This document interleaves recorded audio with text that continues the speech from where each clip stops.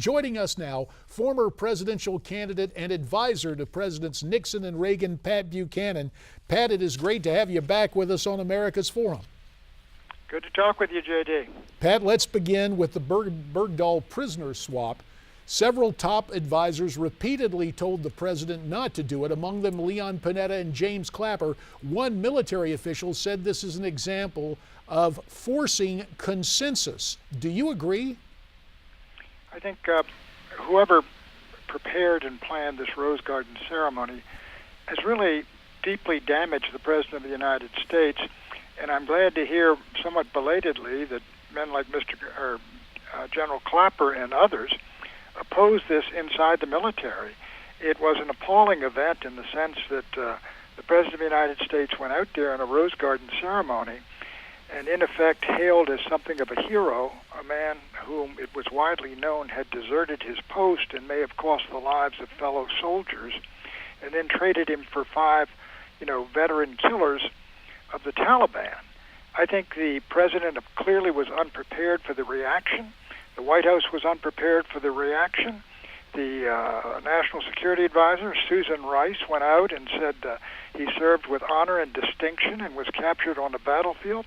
None of that do we know to be true, none of it, and the White House should have known it. So I think you've got really a political and diplomatic debacle of the first order here, J.D. So we have this diplomatic debacle, but is this a textbook case of what happens when a president seemingly ignores the advice of senior officials and unilaterally pushes a decision through? Have you, during your days with Nixon and Reagan, were there ever any situations where the president was on one side and almost all of his advisors were on the other behind closed doors? Well, no, I cannot think of one, but, the presidents often make the final call themselves on big decisions. What gets me here, J.D., is, look, I've been in the White House. I've written speeches for Rose Garden events for presidents. I've been in the senior staff meeting in the morning when someone says, "What do we got up today?" or "What's up this weekend?" and they say, "Well, we're gonna get back Private Bergdahl or Sergeant Bergdahl. We're going to turn over 5 major Taliban figures." Did no one speak up and say, "Listen, are you folks aware that it is widely known or widely believed that this guy was a deserter, and you're going to trade him for 5 senior Taliban leaders? We could be walking into a firestorm or putting the president in the middle of a firestorm." And the point is, it appears when you hear Susan Rice talking that, he served with distinction and honor, that they believe that to be the case. And that's why the president stepped into it. They are clearly out of touch, J.D., with the military culture entirely, and I'm surprised there wasn't even more protest from the Pentagon. Well, Pat, John Bachman here sitting alongside J.D., and it appears that Susan Rice is now trying to walk back her comments saying that just the act of enlisting in the Army was what made Bo Bergdahl honorable. But that said, where did the advice go wrong? Is it because the White House is so isolated from what's happening in the real world? How can his media team, his PR team, make this debacle, as you called it, without knowing there would be this backlash with Bergdahl? Well, I was communications director for Ronald Reagan, and I ought to be hanging from a tree in the Rose Garden if I gave the president this advice or didn't at least flag him to the possibility that something like this would explode in his face. This is the point here. This is not an accidental thing. This is something that was prepared and pre-planned and scheduled, and remarks were written for it. And the idea that the president could walk out there oblivious to what actually happened. What was it? His entire week abroad in Warsaw, in Paris, in Brussels, in Normandy was completely blanketed by this horrendous controversy over Sergeant Bergdahl and the Taliban prisoners. So I think it's an utter failure up and down the line of the White House staff. And frankly, I blame them as much or more than I blame the President of the United States.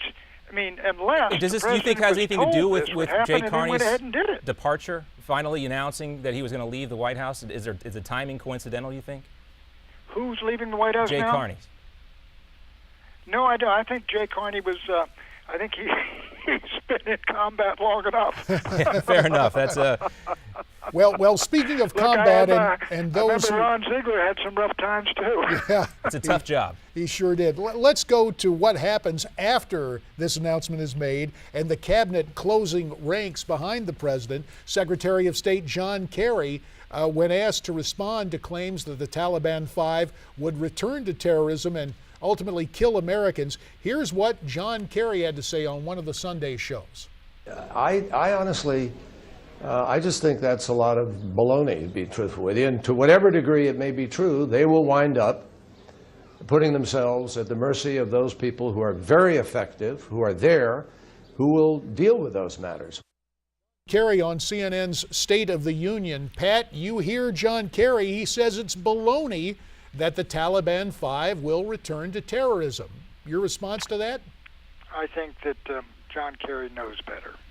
I mean, these people are veterans. As the president himself said, any number of those we have already released from Guantanamo have turned up on battlefields as casualties and involved in fights with Afghans and Americans and others. I mean, some of them, I understand, have turned up in Syria.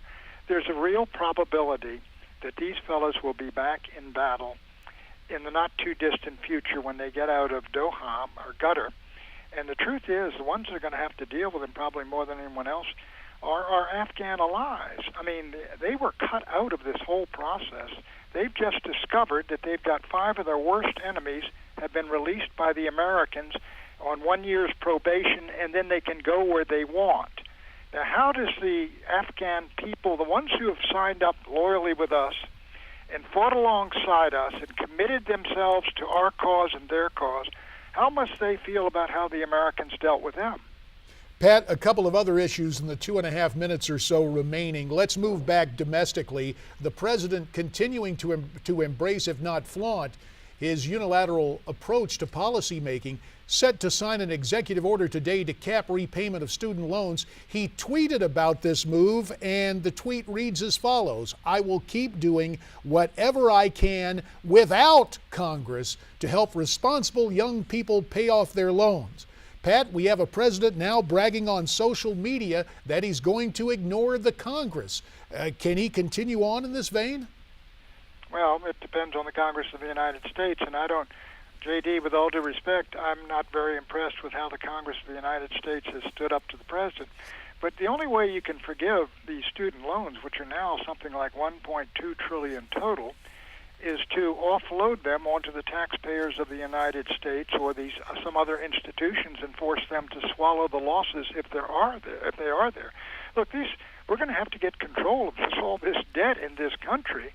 When you got the student loans, I believe, aren't they just about they're larger, than auto loans in the country now? It's now turned into a $1 trillion enterprise tab, and Pat, and something else with a huge $1 trillion plus tab, or should have it, is illegal immigration.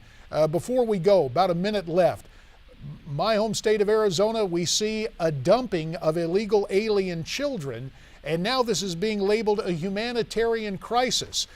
Do you think the Congress will develop a backbone and say no to Mr. Obama's amnesty? Or will we see John Boehner, Eric Cantor et al. Try to work out something to offer amnesty to these children unaccompanied on the border?